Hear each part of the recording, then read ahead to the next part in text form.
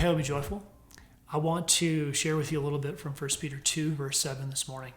And he's going to mention some people that are called the builders. And we want to understand what that means. So let's look at it in verse 7. So the honor is for those of you who believe.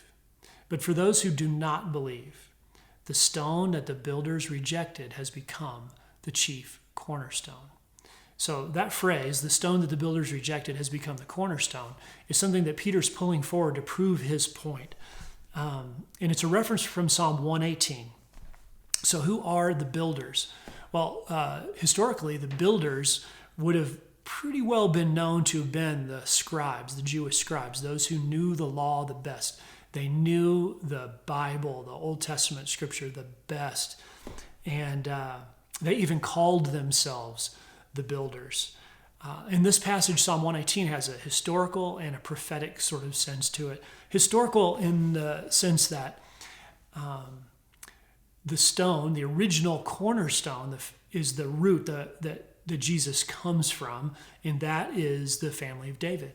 And David was actually overlooked even by his own family. Remember when Jesse comes and says, when Samuel comes and says, Jesse, bring your sons before me. He brings all these sons that he thinks would be acceptable to Samuel. Samuel says, there must be somebody else. And they've overlooked David. The cornerstone was overlooked. That's the prophetic sense. The historical sense. The prophetic sense is where we're looking forward and we see in the future from Psalm 118 that there is a cornerstone. And that cornerstone is Christ. And we understand that so much differently and more fully now. But the builders, those who knew the Jewish law, rejected Jesus.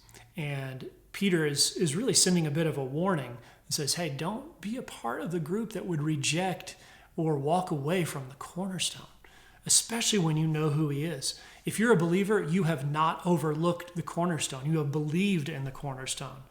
But because of our sin nature, our propensity to move away from alignment with him and the way that he has made us to be with him, following him, in line with him, we believe the lies and accept the truth of our culture, and we walk in that, and we so reject and move away from who Jesus is, the chief cornerstone. So let me encourage you, just think about this personally, about your alignment with the cornerstone.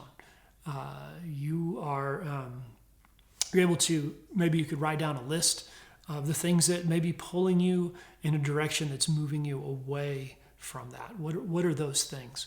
Let me encourage you to think about that, confess those things to God, and align yourself with Christ. All right, have a great day. See you.